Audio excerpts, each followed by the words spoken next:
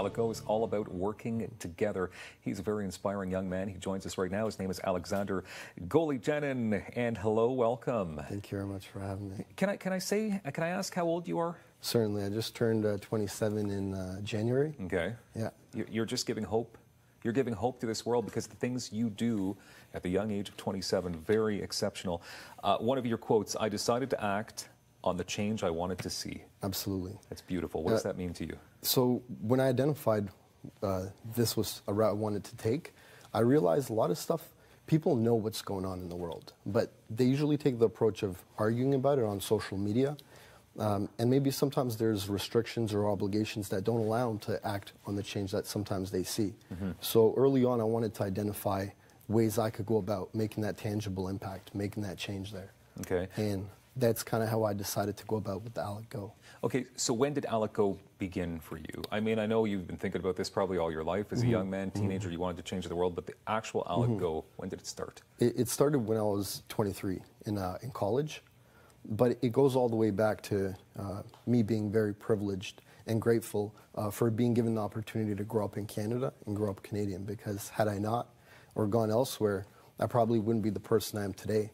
And when my family was lucky enough to emigrate from former Yugoslavia during civil war across Bosnia, all this opportunity that was given to me, I want to make the most out of it and give it back to others. Yeah. In the year 2017, you did a whole pile of amazing things. So please let us know about some of these initiatives and inspire some people here. Absolutely. So it started off, I kicked it off with contributions to the Ottawa Regional Cancer Foundation and also the Shepherds of Great Hope, I like to call them. We gave them some winter hats to keep some of our most vulnerable warm.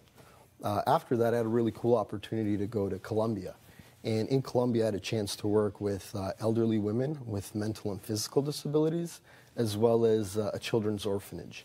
And the thing with elderly women was a lot of times they get abandoned by their family because they can't afford to look after them.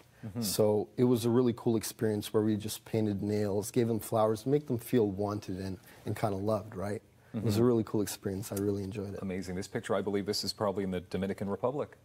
The baseball initiative that you also undertook. So tell us about that as well. Absolutely. So I was lucky enough to be able to work with the Dominican National Police Force and Municipal Police.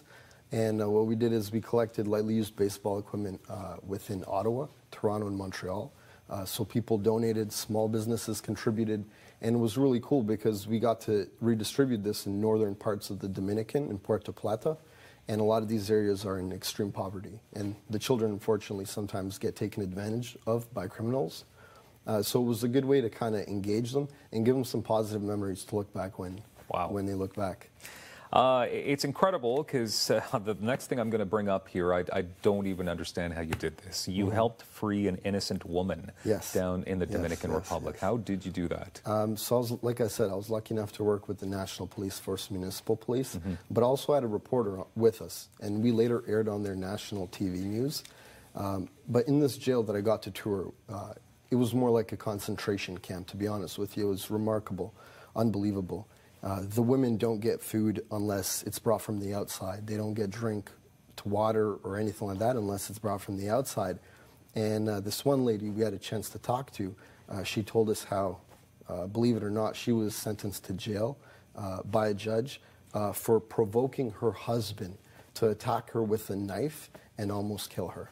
And in jail, she became suicidal, and understandably so, because those are traumatic experiences, and you don't expect to be the one punished for them. Speaking with her, she told us her story. The news reporter, who is also a national police officer, him and I talked a bit about it, and before I left, they gave me really positive news that a second judge was looking over it, and that she was going to be released, and even more importantly, relocated, so she doesn't go back into that environment. Wow. And it's the most proudest moment in my life because I just changed somebody's life trajectory. Great work. And I never imagined it possible, but it's an amazing feeling. Great work. I wish we could talk all day. We have about a minute and a half left. And can you tell me about some of the initiatives that are coming up for 2018 and even further? Absolutely. So one of them that we have coming up, which I think is important locally, is there's an Ottawa Young Offenders Initiative. So what I'm doing is working with local businesses and helping young offenders who sometimes face socioeconomic problems, and which makes it difficult for them to find employment.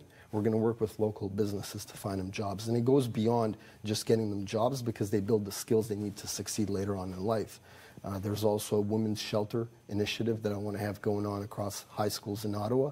And overseas, I'm going to do something in Bosnia and Herzegovina. And there we're going to work with farmers to provide flour and redistribute it to local hospitals because right now there are food shortages going on. So 30 seconds left. How can people be a part of this? Absolutely. So they can visit www.alekgo.com or go on social media, AlekGo Ottawa. Reach out to me. I think ideas are more important than any sort of donations financially because a lot of times I find creativity is undervalued compared also with human capital. There's more ways to make impact. Well, I'm very honored to meet you here today, and I definitely, I guarantee people have been influenced by what you're saying here today. Thank you very much, Aleksandar. Thank you very much. AlekGo.com for more details. Absolutely. Thank you, guys.